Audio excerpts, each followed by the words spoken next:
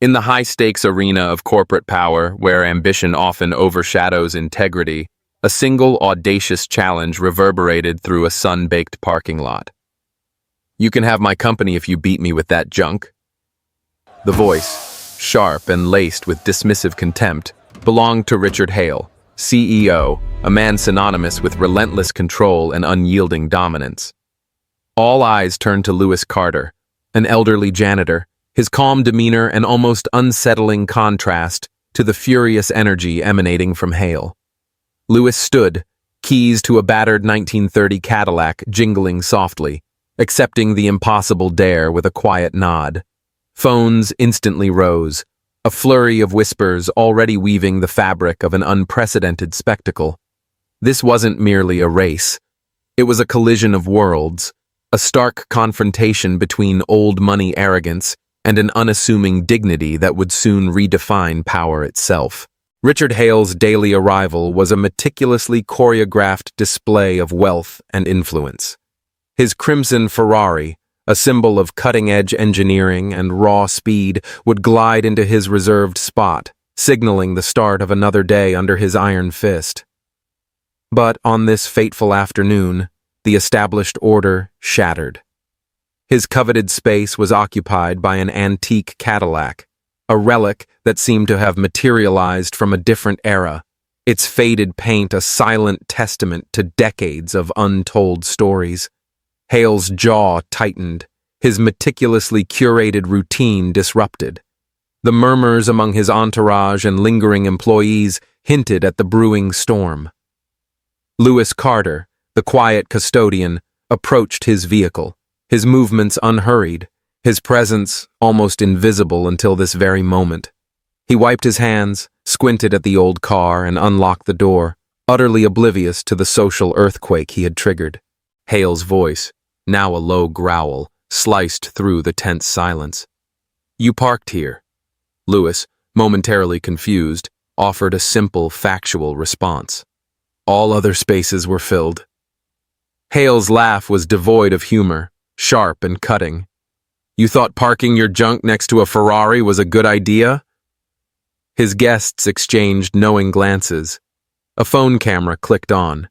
The air crackled with anticipation, the unwritten rules of corporate hierarchy suddenly under public scrutiny. Lewis, unperturbed, merely adjusted his glasses and checked the Cadillac's mirror. His unyielding composure, a quiet rebellion, only further ignited Hale's fury. "You know who owns this place?" Hale pressed, his voice dropping, seeking to intimidate. Lewis's response was a revelation in its understated defiance. "Doesn't change where the open space was." More employees gathered, drawn by the escalating tension, a few smirking at what they assumed would be the janitor's swift downfall. Hale, basking in the attention, saw an opportunity for a grand public humiliation. Pointing from his gleaming Ferrari to the humble Cadillac, he declared, "Tell you what, since you're brave enough to park next to me, let's make it interesting."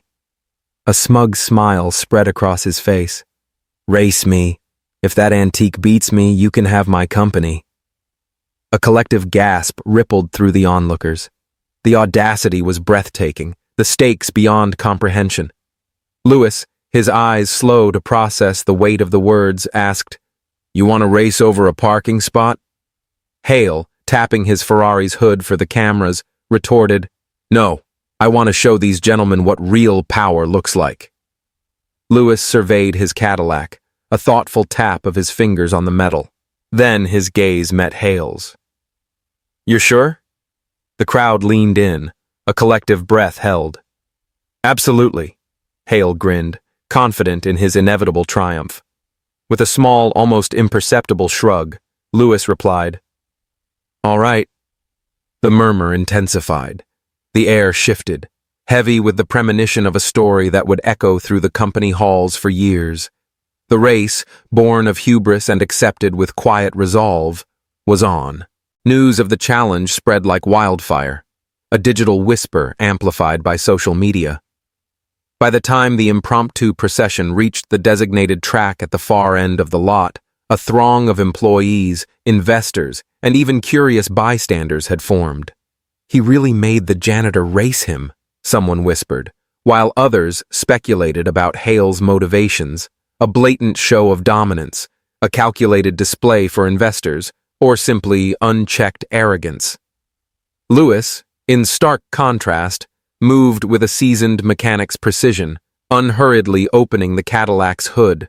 The faint scent of old gasoline mingled with the humid air as he tightened a strap, checked a hose, nudging a loose latch. Each movement was deliberate, unmarred by nerves, a quiet ritual honed over decades. His breathing remained even, a testament to a practiced calm that resonated deeply with some, unsettling others. Meanwhile, Hale paraded around his Ferrari, a master of self-promotion. "Look at this masterpiece," he boasted to his investors, quoting its 0-60 mph time, his hand gliding across the hood, ensuring every camera flash caught his reflection. The crowd murmured, phones aimed like weapons of mass documentation. Lewis, seemingly detached, wiped a smudge from the Cadillac's mirror. "Didn't know we needed all this for a small race," he commented quietly, his understated wit lost on most, but sparking a snort from a young employee. "Grandpa thinks he's funny." Hale merely smirked. "Let him talk. He'll be eating dust soon." He climbed into the Ferrari, revved the engine, and the explosive roar tore across the asphalt, an angry symphony of unchecked power. People flinched. Lewis did not. He simply closed the Cadillac's hood, settled behind the wheel, and adjusted his seat with the casual ease of an everyday commuter. A tiny, almost imperceptible tap on the dashboard with 2 fingers, a private signal, a silent affirmation, went unnoticed. At the makeshift starting line, workers tried to bring order to the chaos. "This is wild," one muttered. "He's racing a man who could be his grandfather." Another quipped, "Hale's going to make this go viral." The scorching sun beat down, intensifying the already electric atmosphere. The crowd pressed closer, a semicircle of expectant faces. Hale, rolling down his window, couldn't resist one last taunt. "Hope that thing can even move." Lewis offered no reply, his gaze fixed forward, a steady exhale his only acknowledgement. The supervisor lifted her hand, poised to signal the start. The Ferrari's guttural rumble filled the lot, a predator coiled to strike. The Cadillac's engine, in contrast, offered a soft, uneven hum, drawing a few derisive chuckles. But Lewis held his unwavering focus.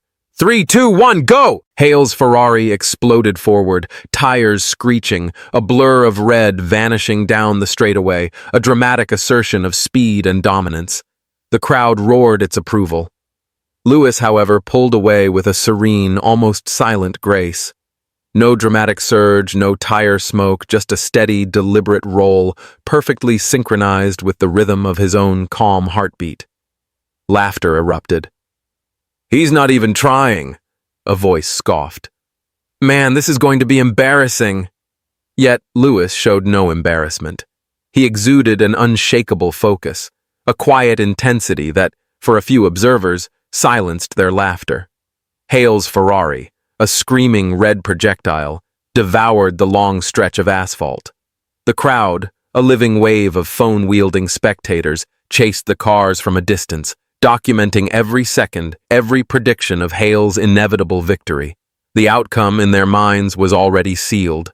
Then, halfway down the route, the Ferrari's triumphant roar faltered. A sharp, alarming sputter cut through the engine's shriek. Hale's brow furrowed. He pressed the accelerator again, but the pedal offered only resistance. A warning light flashed on the dashboard, followed by another, then a cascade of crimson indicators. The engine coughed violently, shaking the meticulously engineered frame. "Not now," Hale muttered, a nervous tick in his fingers as he tapped the wheel. A metallic scent, heavy and foreboding, filled the cabin. With a final desperate push, the Ferrari lurched, shuddered, and died, a magnificent inert monument to its own hubris, stranded in the middle of the lane. Silence swallowed Hale, absolute and terrifying. The cameras, still far behind, would catch up soon. Sweat beaded on Hale's forehead. His breath came in ragged gasps. He flung open the door, stepping onto the hot asphalt, staring at the betrayed machine as if it were a sentient being that had conspired against him. Behind him, the gentle hum of the Cadillac grew louder, a steady, rhythmic pulse. Not fast, not dramatic, simply consistent. The running crowd slowed, a wave of confusion washing over them. "Is the Ferrari broken?" one whispered. No way that just happened. Lewis's Cadillac glided closer, its old body rattling faintly, the sun glinting off its faded chrome. He slowed beside Hale's stalled masterpiece, leaned out the window, his voice low and even, utterly devoid of triumph. "Need a lift?" Hale's face drained of color. "You can't be serious." Lewis reached over, a soft click echoing through the stunned silence as the passenger door unlocked. "Race hasn't ended. You want to finish or not?" The workers caught up, eyes wide, disbelief etched on every face. "He really broke down," someone gasped. A nervous laugh escaped another, less mean-spirited than before. Hale hesitated, trapped in the unforgiving glare of dozens of phone cameras. His investors watched, stunned. Every second he stood there, the weight of his humiliation grew heavier. He swallowed hard, a raw, difficult gulp, and without a word, climbed into the Cadillac, sinking into the cracked leather seat.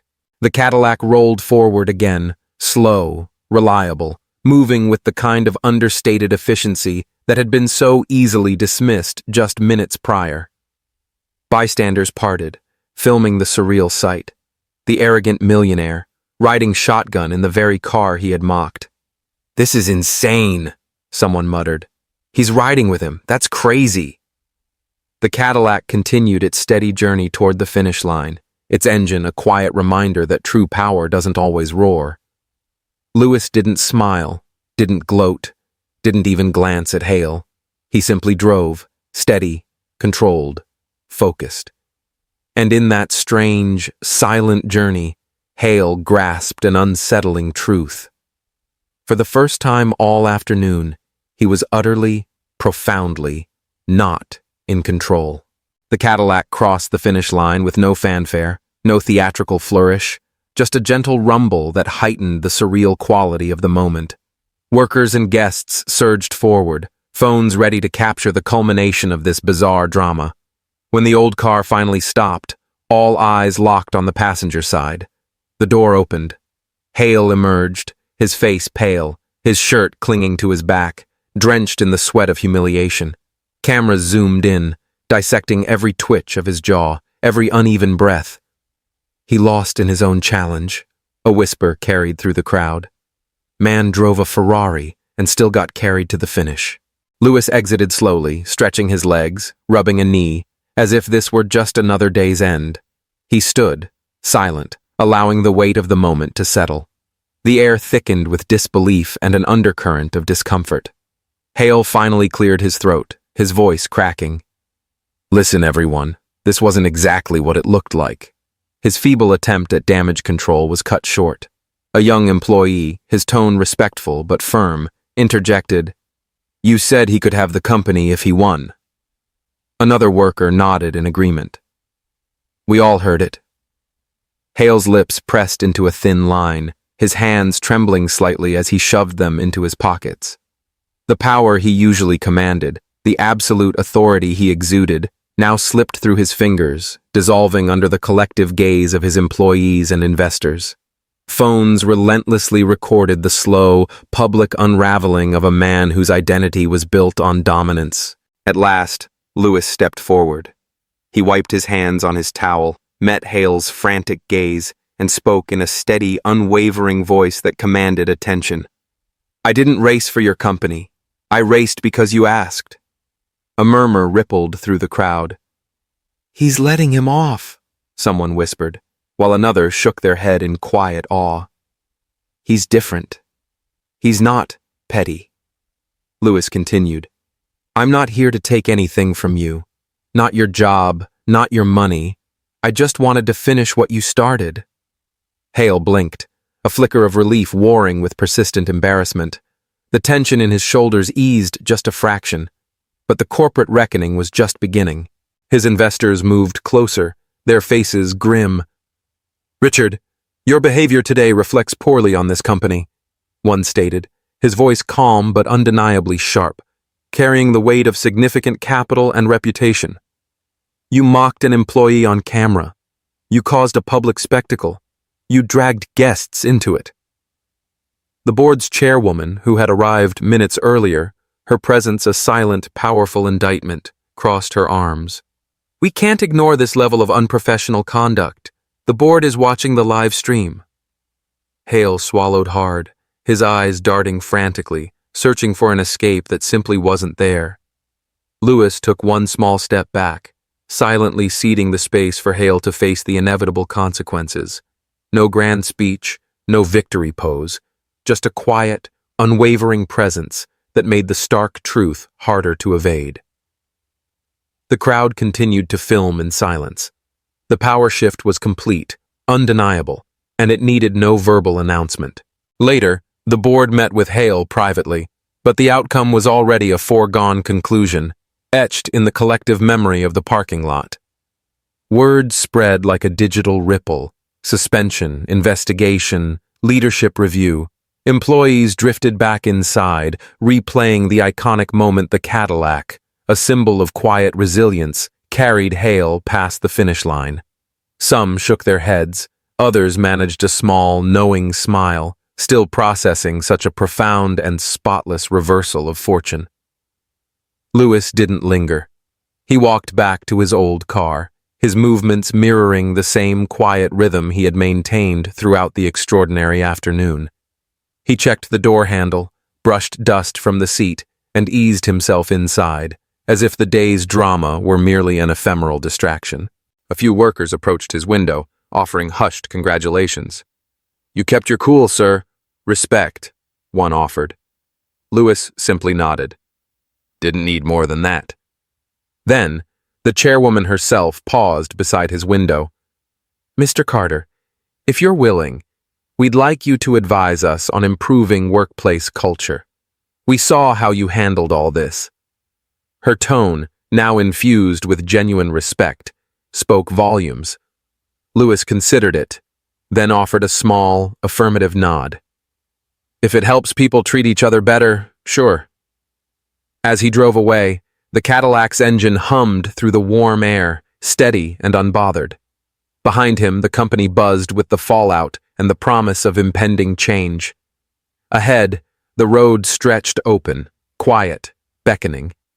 For days, the viral clip was replayed online, not for the race's drama or the car trouble, but for the profound image of the arrogant millionaire in the passenger seat of the man he mocked. The lesson resonated deeper than any engine roar.